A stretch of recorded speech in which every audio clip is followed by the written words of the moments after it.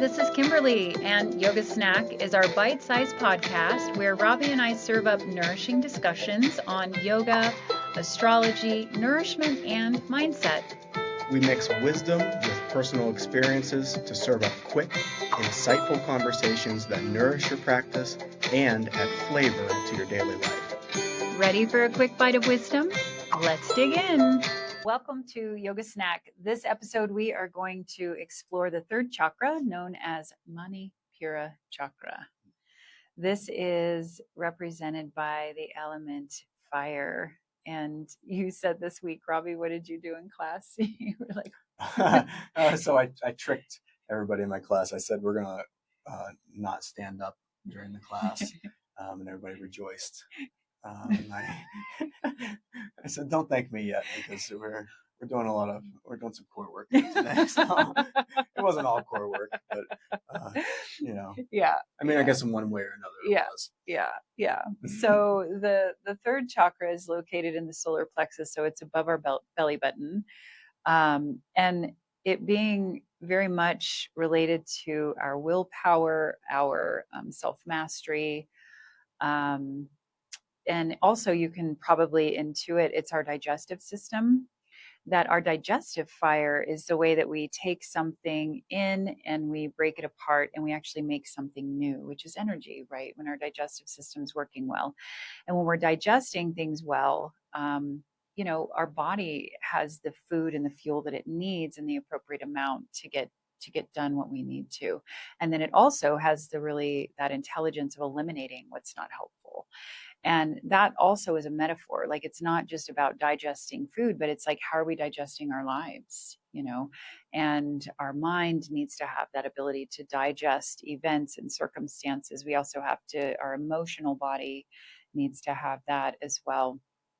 But this chakra is typically developing during adolescence. And I am the mother of 4 children, and my youngest will be 19 soon. So I'm real close to being beyond that adolescent stage. So from my own research and experience inside of having 4 children, I watched this push and pull that these, adolescents, we all have gone through it, of like knowing everything, right? And then like, everybody's stupid, everything. And then also really insecure and knowing nothing. So there's like this diminishing, right? Like there's this like fluctuation. And it seems like because this is the area that is trying to develop, that it's a little wobbly, it's a little disorganized. And so that pulsation in between, like having this ability to like assert yourself and be who you are, and get the purple mohawk and the nose ring and the all of those things, and then also having this very unclear place of like, who am I, what am I, do I fit in, do I have friends, and to have some of that insecurity. So this is very much personal power. And when we start to develop this, in our yoga practice, and we look at this, it requires some discipline and some effort.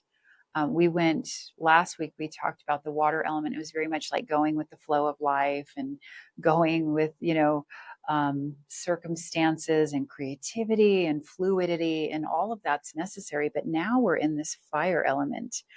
And humans are the only mammal that wield fire. Right? Like there's this like gift that on the outside of our life that fire has really changed how we inhabit the world. Fire can light our path, it can light our homes, it can cook our foods, it can warm us and keep us, healthy and safe. But fire can also be destructive. And if there's not enough fire, what happens? Like there's smoke, right? Oh, yeah. And smoke can also be suffocating and dangerous as well. This is also the third chakra. Is the color is yellow, and it's related also to one of the niyamas known as tapas, which is it translates literally to heat. And one of my favorite authors, she wrote the book The Yamas and the Niyamas. Her name is Deborah Adele. She talks about tapas and heat and discipline and self-mastery in the term of fire. And she said, I'm paraphrasing, but it's like, can you stay in the fire long enough to receive the blessing? Because fire is a dangerous, right? We put things in the fire to change them. And if we put them in too long, they burn. If we don't put them in enough, they don't change enough. And maybe with baking, right? I've been watching the British baking show, I think, because I miss my daughter. She's in culinary school and I feel connected. But Paul Hollywood is like the bread guy. And like everybody's fear is for Paul to say that it's raw inside and it's inedible. Yeah. So, I love that show. So one of my favorites. Yeah. And it's in order to be, you can probably speak more to this than me, but in order to be a really skillful baker, you have to have this ability to process, like, oh my gosh, what were you saying? You got up at what time this morning? Well, I intended to get up at 2 a.m., but it ended up being like 3:30. I had a loaf of bread that needed to be dealt with. Yeah. And when it needs to be done, it needs to be done. So it's right. kind of on bread time.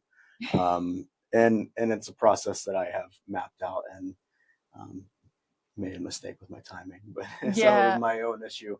But yeah, it was pretty early. Yeah, and that takes discipline, right? Like if we're going to do something and change into something that's closer to what it is that only we can offer into the world, there has to be a curating process in that. And it typically requires discipline and, showing up and doing things again and again and again and again. And we're sort of like honing and sharpening those skills. And, the practice of yoga, not just the asana practice, but the practice itself of yoga is about becoming a skillful human being. And I talked about this with my chair yoga ladies today, and Ross, not just one. I got a fella in there too. Yeah.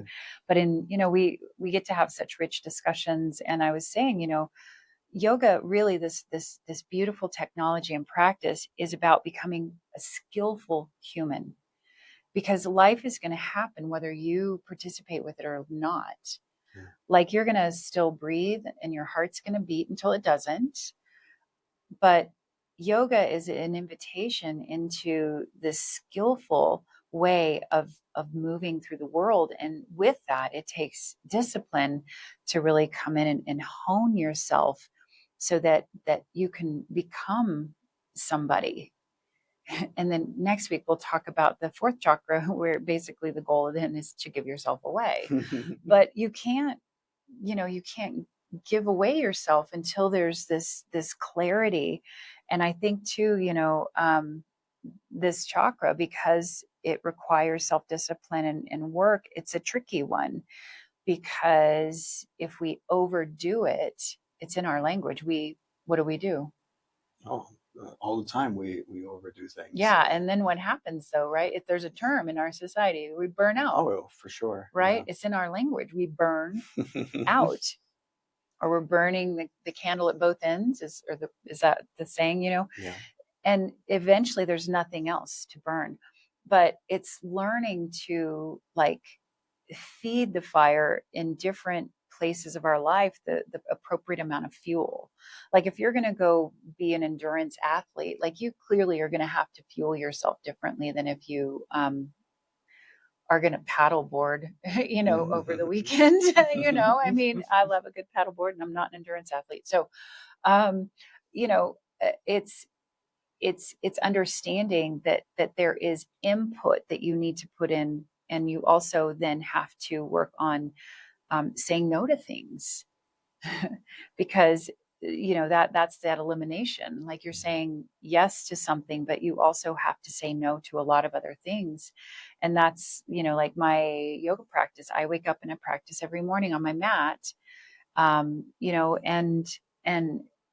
not everybody's willing to do that, and they don't have to, right? But the way that I know that I'm forming myself into the best version that I can is, for me, the way that I show up in this world is to have some kind of practice that puts me on both of my feet, and levels me out for the day. And whether it's grounding me or motivating me, or, there's lots of ways that I need my practice to kind of shift me when I wake up, because I'm a new person every day.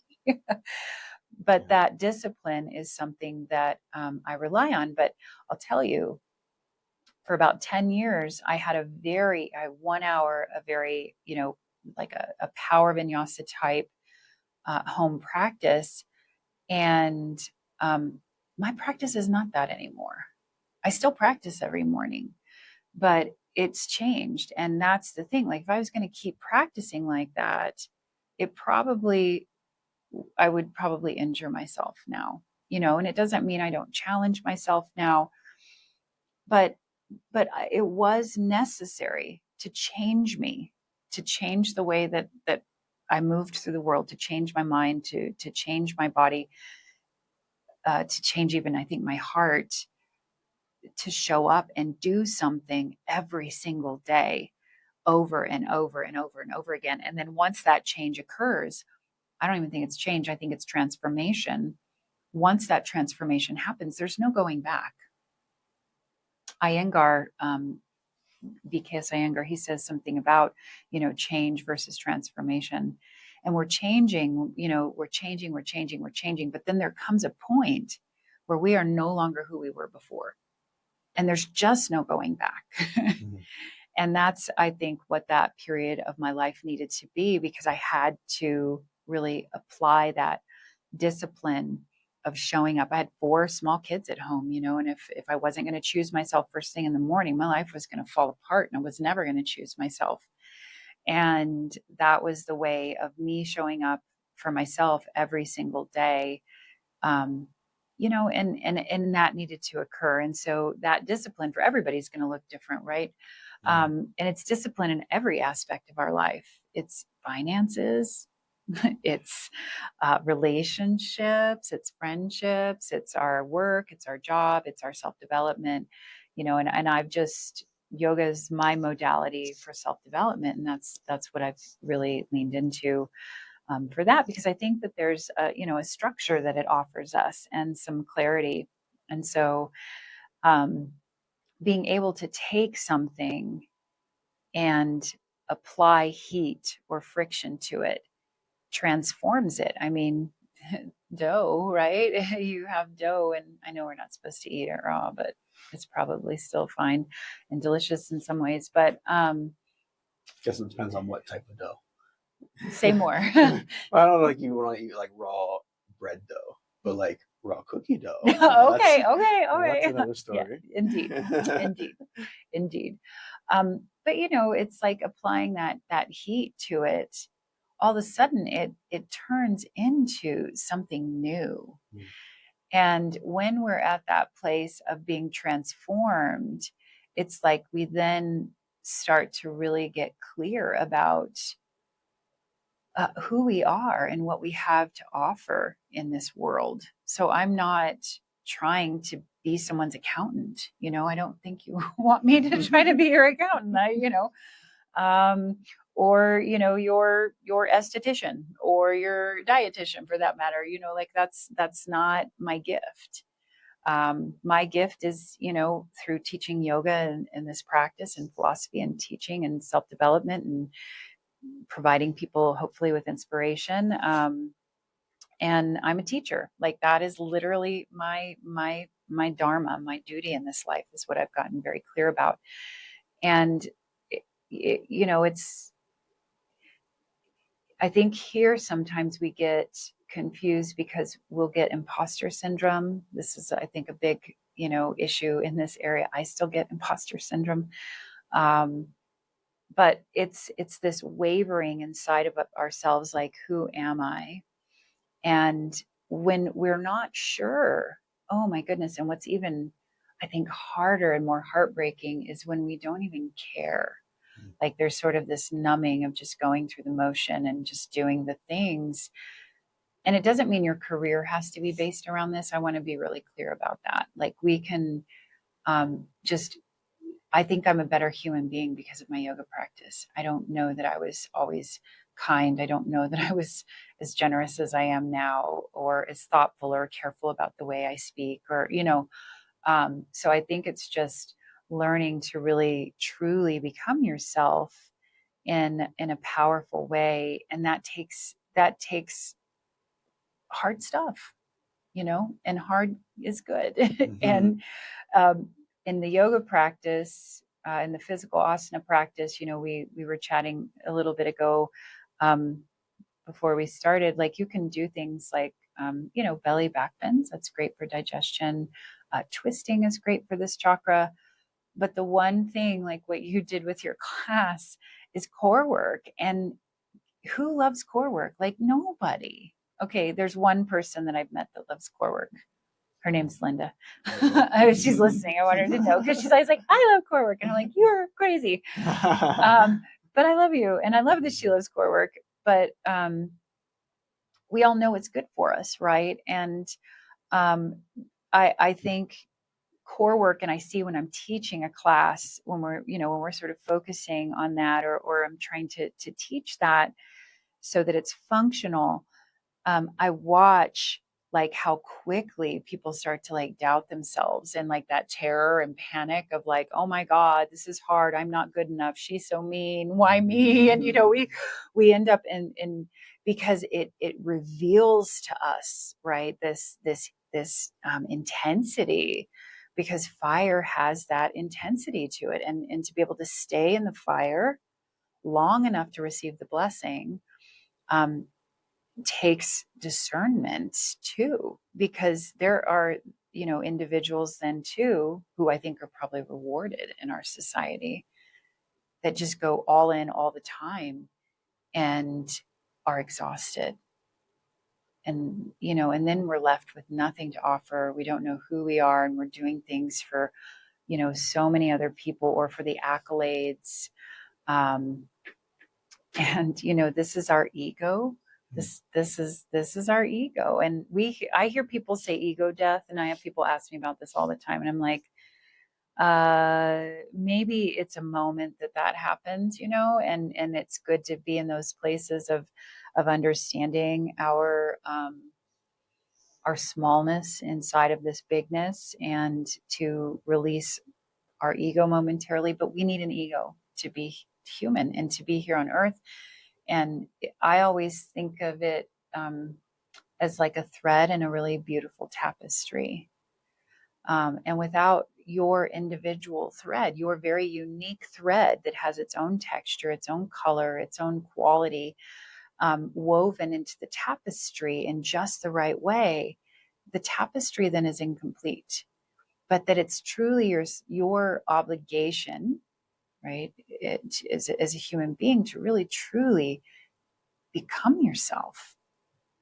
And that doesn't just show up as one flavor. Like our first episode, we talked about flavors. Like, how boring if we all just had like one flavor for everything. So really allowing yourself time to study yourself, to become masterful at yourself. But the other thing that can happen here, and this is where a lot of people get stuck in this journey, is you become more powerful. Fire is powerful, right? And it becomes inflamed. And then that ego is what's running the show, right? It's not just part of the equation. It is then the thing that is running everything, and we become egotistical. And before yoga, that's the only way that I had ever heard ego being used, was egotistical. And that driving, and that bullying and intimidation and power over, that's too much. Yeah. right? And then there's that deficiency in it, right? Where we have like this, we're scared to offer ourselves, we're scared to, um, you know, really be who we are. And so we hide, and that area is deflated, or we try to be what other people want us to be. So there's a lot of really interesting components to this. Yeah. Yeah. I think that the deficiency is what really sticks out in my mind, because I think I lived a lot of my life in that state where I was afraid to show up in Mm, my life. I was more willing to um, kind of go through the motions like you were talking mm, about, and mm. sort of coast through the easy path. Um, and I think that there's like, when you start on your yoga path, there's like this point where you start to feel that power. You start to Mhm. feel like, oh, I think I can do anything. Um, but it's not sustainable. I think eventually there is a crash. Mhm. And the other thing with the ego is, you talk about a lot in your classes, is when you are doing hard things, and there's that tendency, um, as a male in America, to, when I do hard things, to get mad at it, to get like Mm, upset, or mm, mhm. like that shows like your passion, or that you care about it in some way. Yeah. Um, but just like, you don't have to be a dick to do hard things. I love it. I, I think that Right. that's a Yeah. huge lesson in all of this, Yeah. is being able to tap into that power without going overboard. Right. Power over, because, Yeah. and I think, this is a very masculine energy, Mhm. and we live in a very masculine society, like energy wise right now, like it is masculine dominated. I don't mean women and men both have this energy, right? And what I found, you know, through like watching the 80s and the 90s and the early 2000s happen, and as a woman in those eras, women, in order to express their power, like in the workplace and throughout life, they had to take on more of that masculine idea or that masculine energy, right? And in order to be successful. And I think that it was overdone and misunderstood. And we were even joking last week after class, like, like the power suits, like the big old shoulder pads in the 80s with the women, like what the heck was that? Like, what was that even about, And to have this, like, appearance of being like powerful. And I think we can take that on, but to balance it so that it doesn't become overdone. And that overdoing of it is when like the fire can warm us at our campsite, or it can demolish the whole fucking forest. And that power, right, becomes addictive. And it's important that we have this, maybe, check and balance system around it. And I think as we move up to the heart chakra, we'll talk about that in another episode. You That's where we start to bring in that humility and and understanding, and so that can kind of tamp that and guide it. But what's interesting to note is the other two chakras that we talked about were earth and water related, and they're like heavier, denser, like moving downwards. The fuel of fire is on the earth, but the flame is moving upwards now. We've actually changed the trajectory of energy, and now we're feeding this advancement of ourselves and moving up the system. And so, that heat and that fire is actually pointing upwards inside of us towards higher consciousness. And there has to be, though, there has to be some work that you're doing, though. And all of us we have different work to do. And I think there's lots of systems. I've been talking and leaning into the Enneagram, lately. And I think it's such an intelligent system too. Yoga is a self-development system. I think there's so many ways to approach this. It's just yoga is my path, and that's what's transformed me into the person that I am today. And that's how I continue to want to be through the world and continue to explore who I am and what I have to offer. But the asana practice, I think our mat sometimes reveals what our knee jerk tendency is, right? Like you were saying, like to get mad. Or there's a tendency, like when things start to burn, like when your quadricep is burning in Warrior 2, and the teacher's like 5 more breaths, or and if it's me, it's not just 5 breaths. And your leg is on fire, and to be able to stay with that heat and that fire, and to calm your mind and to stay present and to allow it to transform you so that you know that you are capable of doing hard things without destroying yourself or others, is powerful, right? And then the other end of that, though, is the people who stay and are like stubborn about it, and they'll stay even to injury. And so sometimes our hard work is learning how to back off instead of engage, whereas other people, their work is to learn how to stay. And how do you know? You study yourself, right? You pay attention. And I always say our mat is the microcosm for the macrocosm. It's this dress rehearsal, because what shows up on your mat shows up in your life. And that could be your meditation cushion too, right? Or your yoga mat. And you don't have to have a physical practice. It doesn't have to be fiery. But I do think challenging ourselves and doing things that require us to see what our knee-jerk reactions are, then we get to study, like, is this serving me? Where else is this showing up in my life? And I think that's really valuable. So, what else can I say? Oh, I don't know if I said the name of this. This chakra is Manipura, and it means city of the shining jewel. So this is where we polish ourselves, right? Like we're kind of this like diamond in the rough, and then we like excavate, we find it, we polish it up with what? What am I doing? I'm rubbing my hands and I'm creating heat, friction, baby. Flame on. So this week, what I think I'd like listeners to check in with themselves about is, do you believe that you can do hard things?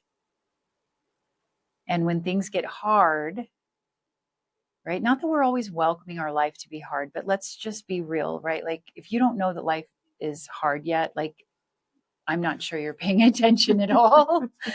And hard is hard. What's hard for me is hard for me. What's hard for you is hard for you. I'm not saying like we all have to have a competition about it, because that's another thing with this chakra. Like we can get overly competitive and it's not helpful. But when things get hard,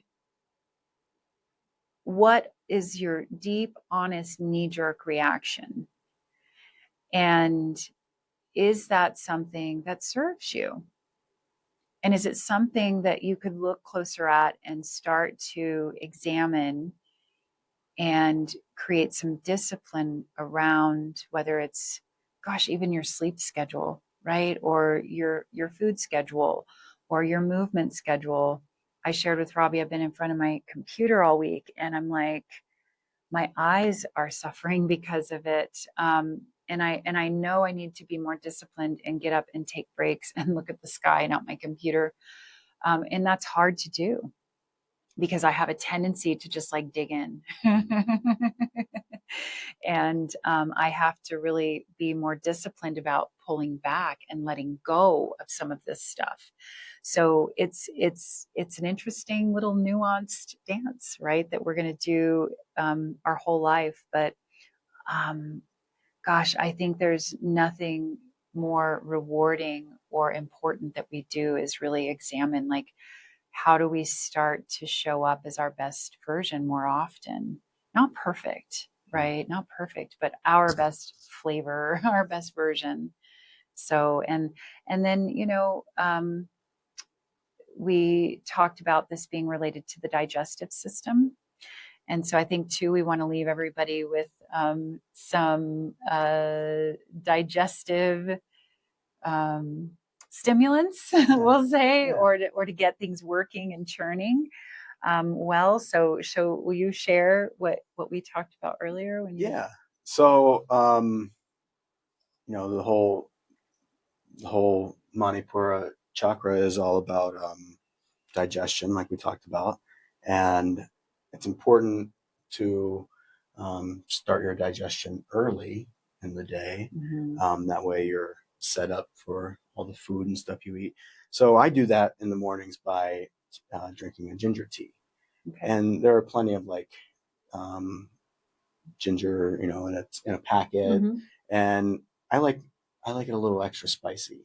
So I actually buy ginger root, and I make sure that I about thumb size. If you like it spicier, you can go maybe 2 thumbs, and wash it real good. Put it in the blender with. You don't skin it? I don't skin it. Okay. Because I end up straining the ginger gotcha. pulp. I'm getting ahead. Yeah, so I keep the skin on, but I do make sure that I'm diligent about washing it. So put it in the blender, some water, about a cup or two of water, blend it all up, and then strain it through a fine mesh strainer. And then you can pour that with some warm water and some lemon, and it's a delicious digestive stimulant. Yeah. First thing in the morning, to get everything ready to go for your day. Yeah. Yeah. To get things moving.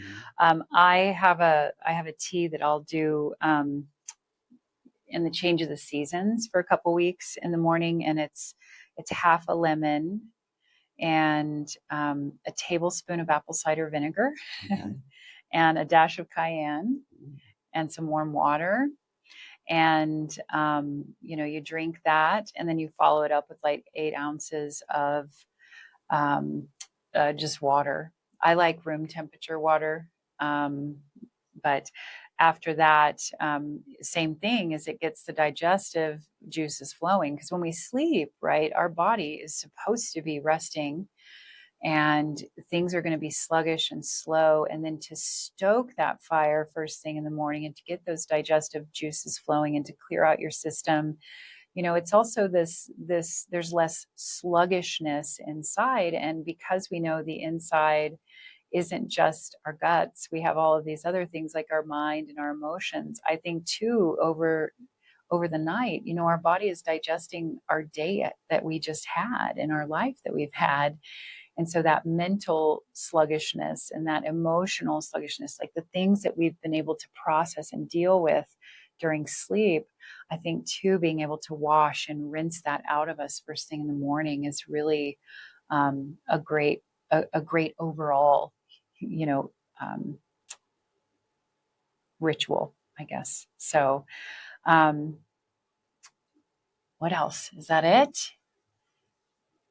I think so. I think we've done it. Yeah. All right. Well, there's third chakra, you guys. I hope you enjoyed it.